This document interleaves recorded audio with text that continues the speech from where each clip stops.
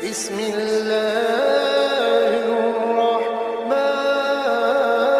الرحيم.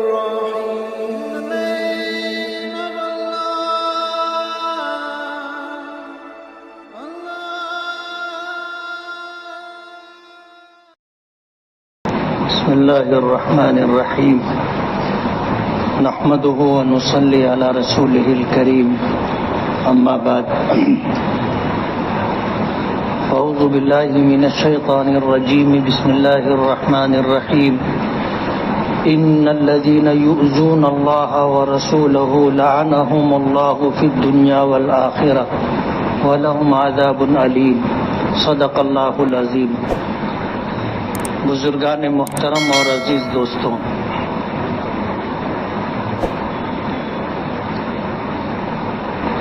اللہ تعالیٰ نے یہ دنیا بنائی تو اس کا ایک نظام بھی بنایا ہے. حضرت آدم علیہ نبینا علیہ الصلاۃ والسلام سے لے کر آج تک اور آج کے بعد قیامت تک انسانوں کی آمد کا سلسلہ رہا تو یہ زندگی کس طرح گزارے، اللہ تعالیٰ نے احکامات بھی عطا کیے. حضرت آدم علیہ الصلاۃ والسلام سے لے کر کے دین کا آغاز ہوا اور حالات کے پیش نظر احکامات آتے رہے اور یہ سلسلہ چلتا رہا حتیٰ کہ نبی کریم صلی اللہ علیہ وسلم تشریف لائے. اللہ تعالیٰ نے آپ کو خاتم النبیین بنایا، یعنی انبیاء کرام علیہم الصلاۃ والسلام کی آمد کا جو زرین سلسلہ تھا، نبی کریم صلی اللہ علیہ وسلم کو اس زرین سلسلے کی آخری کڑی قرار دیا. آپ نے اعلان فرمایا کہ انا خاتم النبیین لا نبی بعدی، کہ میں خاتم النبیین ہوں، میرے بعد کوئی نبی نہیں ہوگا. قرآن کریم میں بھی اللہ نے اس کا اعلان فرمایا اور نبی کریم صلی اللہ علیہ وسلم نے بارہا اس کی وضاحت فرمائی. یہ ہمارے عقیدے کا ایک اہم حصہ ہے. جو اسے مانے گا وہ مسلمان رہے گا اور جو اسے نہیں مانے گا وہ اسلام سے خارج ہو جائے گا. آپ کی نبوت و رسالت میں، آپ کے خاتم النبیین ہونے میں، انبیاء کرام علیہم الصلاۃ والسلام کے زرین سلسلے کی آخری کڑی ہونے میں کوئی شک نہیں ہے. اگر کسی مسلمان کو ذرا بھی شک ہوا تو وہ مسلمان نہیں رہے گا. یہ عقیدہ ہے اور یہی فیصلہ ہے. اسلام کی تاریخ اگر آپ دیکھیں گے تو غزوہ بدر کا مارکہ پیش آیا جس میں 14 صحابہ کرام شہید ہوئے. غزوہ احد کا مارکہ پیش آیا جس میں 70 صحابہ کرام شہید ہوئے. غزوہ خندق کا مارکہ پیش آیا، غزوہ خیبر کا مارکہ پیش آیا، فتح مکہ کا مارکہ پیش آیا، جنگ یمامہ، جنگ موتا. یہ سارے آپ دیکھو گے تو اس میں مورخین نے لکھا ہے کہ 259 صحابہ کرام شہید ہوئے تھے. 259 صحابہ کرام. ان تمام غزوات میں مجموعی طور پر غیروں کی موت اور ان کے قتل کی تعداد الگ ہے. صحابہ کرام 259 شہید ہوئے تھے. نبی کریم صلی اللہ علیہ وسلم کے زمانے میں ہی کچھ فتنے سر اٹھانے لگ گئے تھے اور وہ فتنے ایسے تھے کہ نبوت کے دعوے دار پیدا ہونے لگے تھے. حضور کے زمانے میں آخری وقت میں اسود انسی ہے اور بھی ایک عورت نے بھی نبوت کا دعویٰ کیا تھا. تو مسیلمہ کذاب ہے، ایسے کچھ لوگوں نے نبوت کا دعویٰ شروع کر دیا تھا.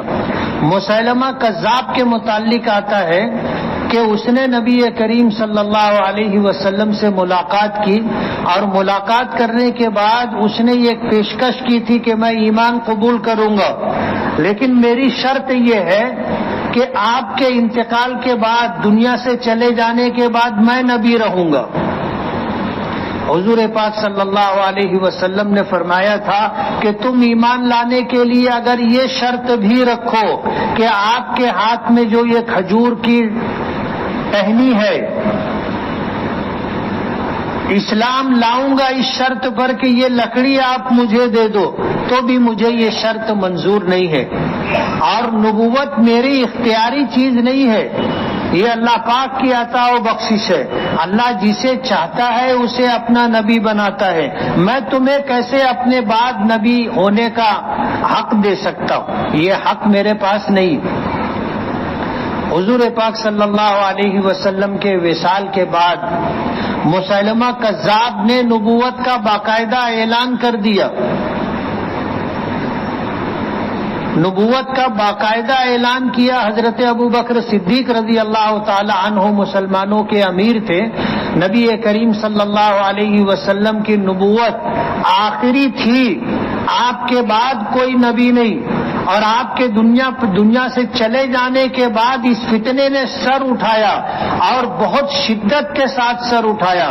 حضرت ابوبکر صدیق رضی اللہ تعالی عنہ نے مسیلمہ کذاب کے خلاف اعلان جنگ کیا، اور اعلان کیا کہ مکے مدینے میں ایک شخص بھی نہ رہے، چاہے وہ بدری ہو، احدی ہو، خندق کے غزوے میں شرکت کرنے والا ہو، یا فتح مکہ کے موقع پر کوئی شخص بھی مدینے میں نہ رہے، ہر شخص اس جنگ میں شریک ہو۔ اور آپ خود بھی جا رہے تھے۔ حضرت علی رضی اللہ تعالی عنہ نے انہیں روکا۔ حضرت ابوبکر صدیق نے اعلان کیا تھا کہ مدینہ اس طرح خالی ہو جائے کہ جنگل کے درندے آ کر ابو بکر کو کھینچ کر جنگل میں لے جائیں تو بھی مدینے میں کوئی رہے گا نہیں۔ یہ جنگ جو ہی تھی اسے جنگ یمامہ کہتے۔ مسیلمہ کذاب جو نبوت کا جھوٹا دعوے دار تھا اس کے خلاف لڑی گئی تھی۔ مسیلمہ کذاب کے بعد پاس 70,000 افراد پر مشتمل لشکر تھا۔ مسلمانوں کی اتنی بڑی تعداد نہیں تھی، لیکن یہ جنگ ہوئی اور اس جنگ میں جنگ ختم ہونے تک 1200 صحابہ کرام شہید ہوئے۔ غزوہ بدر ہے، احد ہے، خندق ہے، خیبر ہے، اور بھی تمام غزوات جو حضور کی موجودگی میں ہوئے، جن کی تعداد 22 کے قریب ہے، اس میں 259 صحابہ کرام شہید ہوئے تھے۔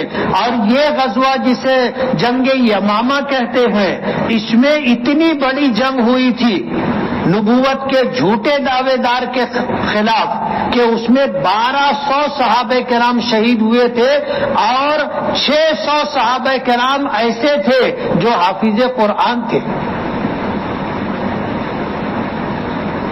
یہی وہ موقع تھا حضرت عمر فاروق رضی اللہ تعالی عنہ کو کہنا پڑا تھا کہ امیر المومنین، اگر اس طرح کی 1-2 جنگیں اور ہو گئیں تو قرآن کریم کے جو حفاظ ہیں وہ ختم ہو جائیں گے۔ قرآن کریم کی حفاظت کی فکر کیجیے۔ اس وقت تک قرآن کریم اس طرح کتابی شکل میں نہیں تھا۔ لوگ حافظ قرآن تھے، لیکن مکمل قرآن پاک یکجا نہیں تھا۔ کسی کے پاس چند آیتیں لکھی ہوئی تھی، کسی کے پاس چند رکوع تھے، کسی کے پاس کچھ سورتیں تھیں، کسی کے پاس کچھ پارے تھے۔ اس طرح متفرق طور پر لوگوں کے پاس پورا قرآن پاک لکھا ہوا تھا، لیکن اکٹھا 2 دفتیوں کے درمیان نہیں تھا۔ اب ظاہر بات ہے جب اس طرح کا معرکہ پیش آیا کہ اس میں 1200 صحابہ کرام شہید ہوئے، جن میں سے 600 تو حافظ قرآن تھے۔ حضرت عمر فاروق رضی اللہ تعالی عنہ کو قرآن کریم کی فکر ہوئی اور حضرت ابوبکر صدیق جو امیر المومنین تھے ان کے سامنے یہ مشورہ رکھا، یہ رائے رکھی کہ آپ قرآن کریم کی فکر کیجیے۔ حضرت ابوبکر صدیق رضی اللہ تعالی عنہ نے فرمایا تھا کہ عمر، جو کام اللہ کے نبی اللہ کے رسول نے نہیں کیا ابو بکر کیسے کر سکتا ہے؟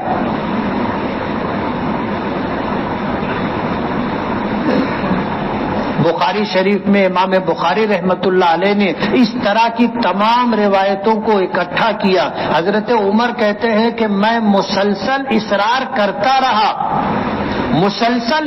کرتا رہا حتیٰ کہ حضرت ابوبکر صدیق کہتے ہیں کہ مجھے شرح صدر ہو گیا، مجھے اطمینان ہو گیا کہ یہ کام ضرور کرنا چاہیے۔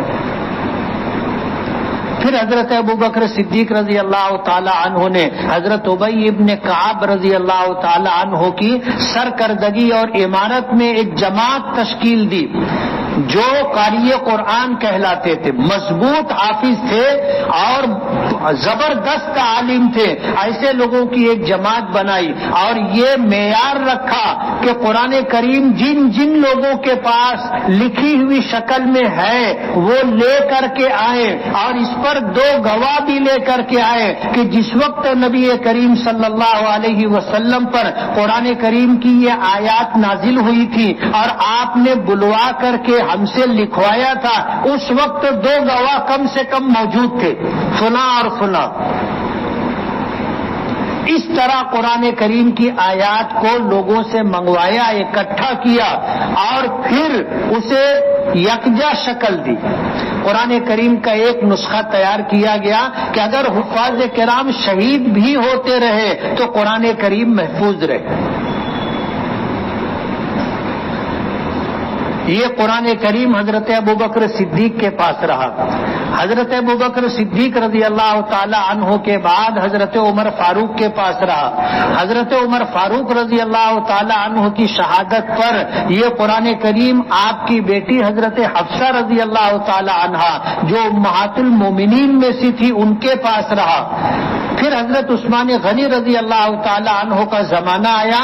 حضرت عثمان غنی رضی اللہ تعالی عنہ کے زمانے میں اسلام بہت زیادہ پھیل چکا تھا۔ قرآن کریم کے تعلق سے ادھر ادھر سے اختلافات آنے لگے کہ یہ تو ایسے پڑھ رہا ہے، وہ تو ایسے پڑھ رہا ہے۔ تو اس وقت صحابہ کرام کے مشورے سے حضرت حفصہ رضی اللہ تعالی عنہا کے پاس جو قرآن کریم تھا وہ منگوایا گیا اور اس قرآن کریم کو سامنے رکھ کر کے اس کے مزید 7 نسخے تیار کیے گئے اور پھر تمام ملکوں میں روانہ کیا گیا اور حکم دیا گیا کہ جس کے پاس بھی اگر لکھا ہوا پہلے سے کچھ ہے تو اسے ختم کر دے، اور آج جو قرآن کریم تمہیں بھیجا جا رہا ہے اس کے مطابق قرآن کریم پڑھا جائے اور یاد کیا جائے۔ 7 نسخے تیار کروا کر کے اسے روانہ کیا گیا تھا۔ تو جنگ یمامہ میں 1200 صحابہ کرام شہید ہوئے تھے۔ ان 1200 صحابہ کرام میں سے 600 صحابہ کرام ایسے تھے جو حافظ قرآن تھے۔ تشریف لائیے، آگے آ جائیے۔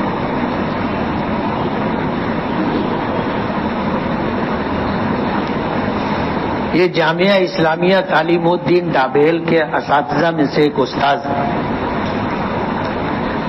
علماء کرام کا اکرام کرنا چاہیے، اور مسئلہ ہے کہ جیسے ہم پہلی صف میں ہیں اور کوئی عالم، کوئی حافظ، کوئی ہمارے خاندان کا یا شہر کا سماجی مذہبی طور پر بڑا شخص آ جائے اور ہم پہلی صف سے نکل کر کے ان کو صف میں جگہ دے دیں تو دونوں کو پہلی صف کا ثواب ملے گا۔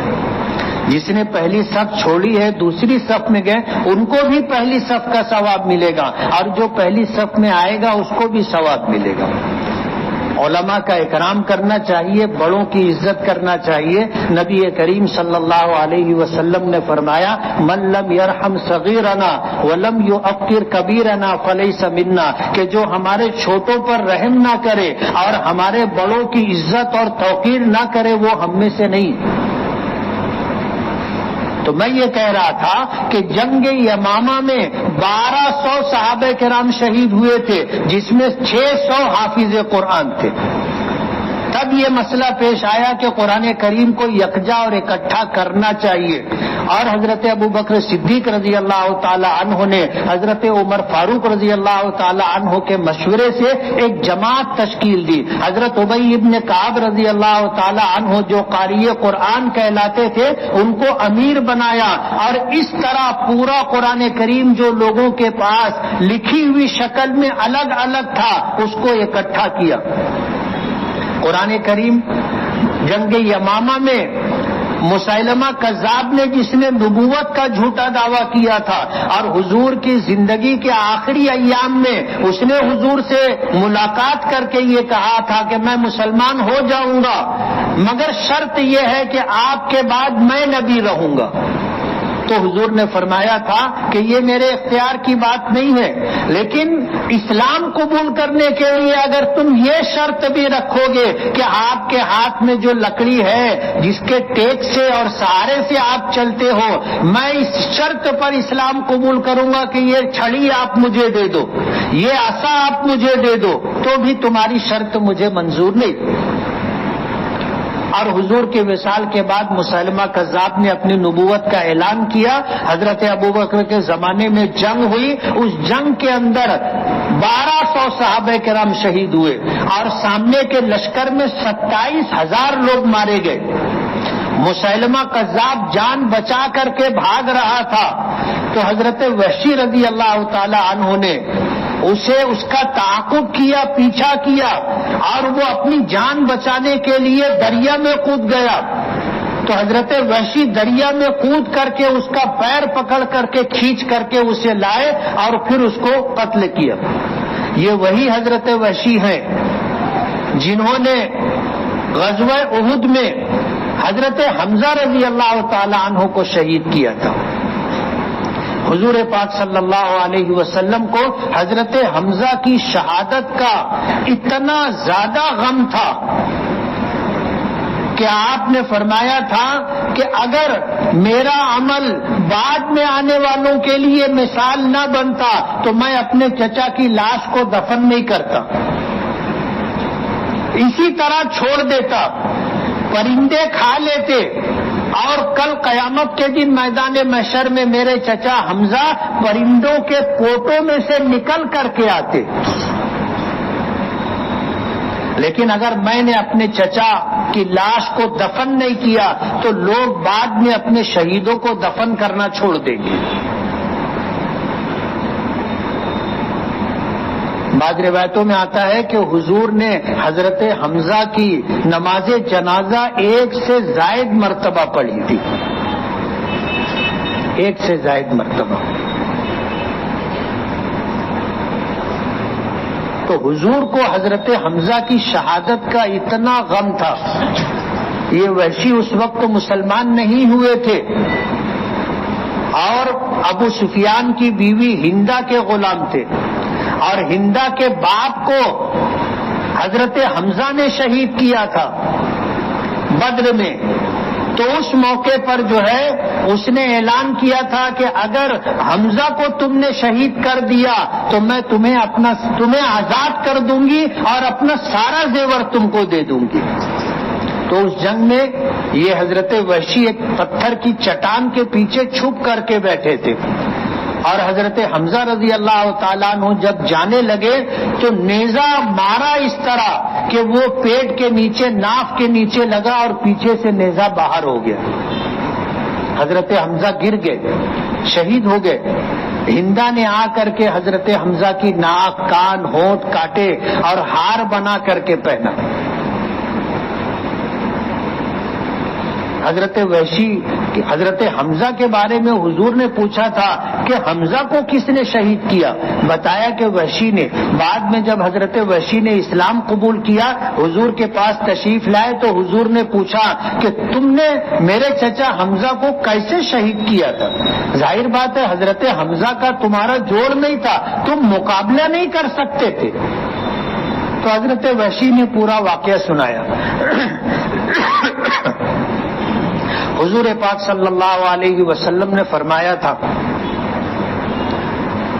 کہ تم نے میرے چچا کو قتل کیا ہے، شہید کیا ہے، تم میرے سامنے مت آیا کرو، تمہیں دیکھ کر مجھے اپنے چچا کی یاد آتی اور میرا غم تازہ ہو جاتا ہے۔ تو حضرت وحشی حضور جب تک دنیا میں رہے کبھی حضور کے سامنے نہیں آئے، اگر حضور کی مجلس میں بھی آتے تھے تو حضور کے پیچھے بیٹھتے تھے۔ جب انہوں نے جنگ یمامہ میں مسیلمہ کذاب کو واصل جہنم کیا تو فخر کے ساتھ کہتے تھے کہ میں نے زمانے کفر میں اسلام کے سب سے جاباز سپاہی کو قتل کیا تھا، شہید کیا تھا، حضرت حمزہ کو، اور جب میں زمانے اسلام میں آیا تو میں نے زمانے اسلام میں یعنی مسلمان ہونے کے بعد کفر کے سب سے بڑے سرغنہ مسیلمہ کذاب کو میں نے واصل جہنم کیا۔ بات چل رہی تھی نبی کریم صلی اللہ علیہ وسلم سے، درمیان میں خاتم النبیین کا عنوان آ گیا تو یہ بات میں نے یہاں تک عرض کر دی۔ حضور پاک صلی اللہ علیہ وسلم کو اللہ نے خاتم النبیین بنایا، احکامات کا سلسلہ آپ پر ختم ہو گیا، آپ نے شریعت مکمل کر دی، اور اس شریعت کے اندر یہ حکم بھی موجود ہے کہ جو شخص اللہ اس کے رسول کو اذیت دے گا، تکلیف دے گا، اس کے لیے دنیا اور آخرت میں لعنت اور دردناک عذاب ہے۔ احادیث میں نبی کریم صلی اللہ علیہ وسلم نے نبی کریم صلی اللہ علیہ وسلم کو اذیت دینے والے، آپ کی توہین کرنے والے، آپ کی ہجوں میں اشعار کہنے والے لوگوں کو قتل کروائے۔ وقت نہیں ہے میں آپ کو تفصیل سے بتاتا کہ کعب ابن اشرف ہو یا ابن قتل ہو یا اس طرح ابو رافع ہو، یہودیوں کے اور مشرکوں کے کچھ لوگ تھے جو نبی کریم صلی اللہ علیہ وسلم کی توہین کیا کرتے تھے، آپ کو گالیاں دیا کرتے تھے اور آپ کی شان میں مذمت آمیز اشعار کہا کرتے تھے۔ اللہ کے نبی صلی اللہ علیہ وسلم نے ان کو قتل کرنے کا حکم دیا تھا۔ مدینہ منورہ میں تھے، آپ نے کعب ابن اشرف ایک یہودی سردار تھا، اس کا اپنا قلعہ تھا اور وہ حضور کی شان میں گستاخی کیا کرتا تھا، اشعار کہتا تھا، اپنی باندیوں سے اسے گوایا کرتا تھا مجلسوں میں۔ حضور کو بہت اذیت ہوتی تھی، آپ نے فرمایا من لکعب ابن اشرف، کون ہے جو کعب ابن اشرف کو قتل کرے گا؟ ایک صحابی کھڑے ہوئے، کہنے لگے کہ اللہ کے رسول میں گئے اور جو راستہ بھی انہوں نے اختیار کیا کعب ابن اشرف کو قتل کیا، آ کر کے حضور کو اس بات کی اطلاع دی کہ اللہ کے رسول میں نے قتل کر دیا۔ ابو رافع تھا، اس کا بھی یہی حال تھا، حضور کی شان میں گستاخی کیا کرتا تھا۔ حضور نے فرمایا من، کون ہے جو اس اذیت اور تکلیف میں مجھے میری مدد کرے گا؟ ایک صحابی کھڑے ہوئے کہنے لگے اللہ کے رسول میں، لیکن مجھے آپ اجازت دیں کہ میں وہاں جاؤں گا تو میں آپ کے خلاف کچھ بات کروں گا۔ حضور نے اجازت دے دی، یہ گئے اور جا کر کے کہا کہ ہمیں 1 وسق یا 2 وسق غلہ آپ ہمیں قرض دے دو، یہ محمد آئے ہیں تو انہوں نے ہم سے صدقہ لے لے کر کے ہم کو تھکا دیا، کتنا دیں گے اور کب تک دیں گے؟ تو وہ کہنے لگا کہ میں تو تم کو پہلے ہی سے کہتا تھا۔ کہنے لگے وہ جانے دو، اب مجھے ہمیں قرض چاہیے۔ تو کہا کہ تم اپنی عورتوں کو ہمارے پاس رہن رکھ دو۔ تو وہ کہنے لگے کہ ہم اپنی عورتوں کو تمہارے پاس کیسے رہن رکھ سکتے ہیں، آپ تو عرب کے سب سے خوبصورت آدمی، ہم عورتوں کو رہن نہیں رکھ سکتے۔ کہا بچوں کو رہن رکھ دو، کہا بچوں کو بھی رہن نہیں رکھ سکتے، لوگ ان کو زندگی بھر تانا دیں گے کہ یہ 1 وسق 2 وسق میں رہن رکھا گیا تھا، اس کے باپ نے اس کو رہن رکھا تھا۔ ہم آپ کے پاس اپنا ہتھیار رکھ سکتے. تو اس نے کہا ٹھیک ہے. اس حکمت سے وہ ہتھیار لے کر کے اس شخص کے پاس پہنچ گئے. اور پہنچے تو وہ یہودی سردار خوشبو میں بسا ہوا تھا. تو یہ کہنے لگے کہ آپ کے پاس سے تو ایسی خوشبو آ رہی ہے جو کبھی ہم نے سونگھی ہی نہیں. کہاں سے لائے تھے؟ آدمی اپنی تعریف پہ بھول جاتا ہے. اس نے کہا کہ ہاں میں بہت قیمتی خوشبو استعمال کرتا ہوں. سر میں خوشبو لگایا ہوا تھا, بالوں میں. کہا ہم لوگ ہاتھ لگا سکتے ہیں, سونگھ سکتے ہیں. اس نے کہا انگلی بالوں میں ڈال کر کے سونگا. بات کرتے رہے. پھر کہا کہ اجازت ہے ہم دوبارہ سونگھ سکتے ہیں. اس نے کہا ہاں. تو انہوں نے اپنا ہاتھ بالوں میں ڈال کر بال پکڑ لیا اور ذبح کر دیا اور سر لے کر حضور کے پاس آ گئے. توہین رسالت ایک ایسا جرم ہے کہ اس کو کبھی برداشت نہیں کیا گیا. ختم نبوت کے لیے 1200 صحابہ کرام نے شہادت دی تھی, جبکہ تمام غزوات کو ملا کر کے صحابہ کرام میں شہیدوں کی تعداد 259 بنتی ہے. 259. ختم نبوت ہو یا نبی کریم صلی اللہ علیہ وسلم کی توہین و اہانت ہو, کبھی برداشت نہیں کیا جائے گا. لیکن اس بات کو بھی سمجھ لینا چاہیے کہ توہین رسالت کے مجرم کو سزا دینے کا اختیار حکومت وقت کو ہے, افراد کو نہیں ہے کہ میری بات سن کر کے کوئی جائے اور جا کر کے توہین رسالت کے مرتکب کو قتل کر دیوے. اس کی اجازت نہیں ہے. ہماری شریعت نے ہمیں بتایا ہے کہ کسی کو بھی قانون ہاتھ میں لینے کا اختیار نہیں ہے. اور آج یہ بات مجھے اس لیے کہنی پڑی کہ کل ویجا پور کے قریب کسی ہندو پنڈت نے, کسی مہاراج نے نبی کریم صلی اللہ علیہ وسلم کی شان میں گستاخی کی. ماحول بہت گرم تھا کل, اور یولا کے مسلمانوں نے پولیس اسٹیشن میں جا کر احتجاجاً دھرنا دیا تھا اور مطالبہ کیا تھا کہ اس کے اوپر قانونی کارروائی کی جائے. پولیس ڈپارٹمنٹ کے چھوٹے بڑے سبھی آفیسران وہاں جمع تھے اور مسلمانوں کے مطالبے کو مانا گیا اور اس کے خلاف FIR درج کی گئی. قانون اپنا کام کر رہا ہے, الیکشن سر پر ہے, پورے ملک میں نفرت کا ماحول بنایا جا رہا ہے, اسلامی قوانین میں مداخلت کی جا رہی ہے. ابھی چند دنوں پہلے آپ نے سنا ہوگا کہ وقف میں ترمیم کے لیے ایک بل لایا گیا تھا, ترمیمی بل لایا گیا تھا, اور چاہا یہ جا رہا تھا کہ اوقاف کی جتنی ملکیت ہے اس میں فیصلہ کرنے کا اختیار کلکٹر کو دے دیا جائے. اس طرح کے معاملات ہیں. اسلام کو مٹانے کے لیے مسلمانوں کو اوقاف کی جائیداد سے بے دخل کرنے کے لیے ہر ممکن کوشش کی جا رہی, بہت بڑے پیمانے پر سازش کی جا رہی ہے.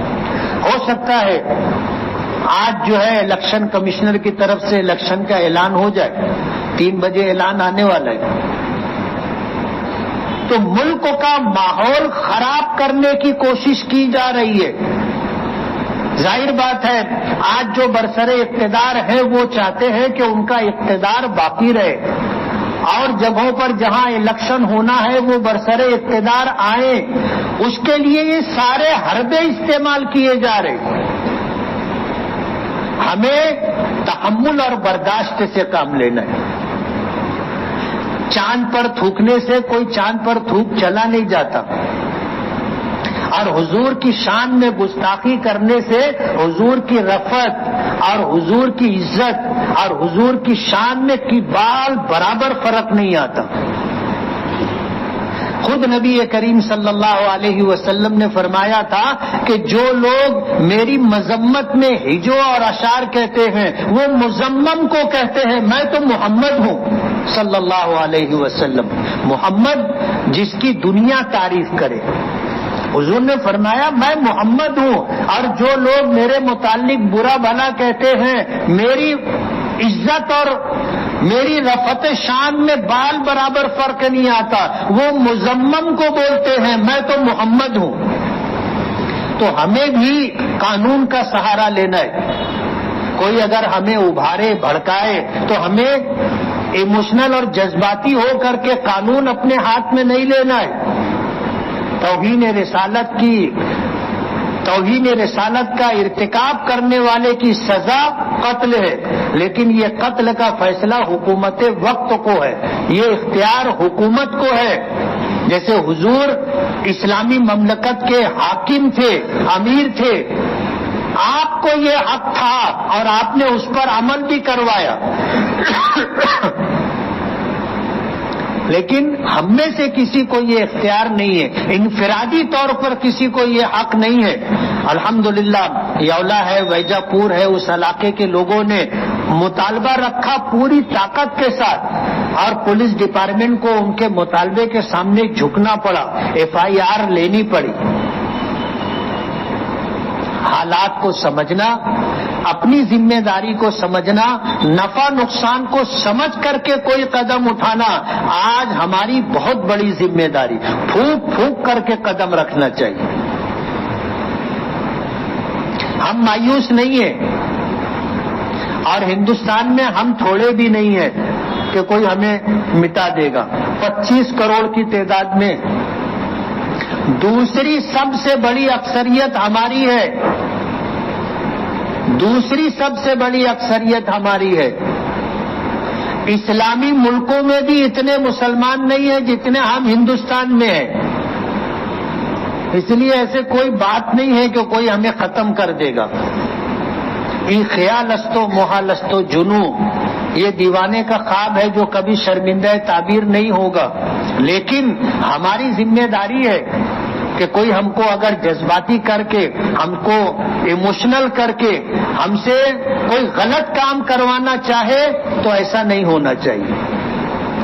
ہم بیدار رہیں، لوگوں کی سازشوں کو سمجھیں، اور ان سازشوں کو سمجھ کر کے اپنے علماء اور اکابرین کے فیصلوں کو سامنے رکھ کر کے کام کریں، اپنے طور پر کوئی قدم نہ اٹھائیں۔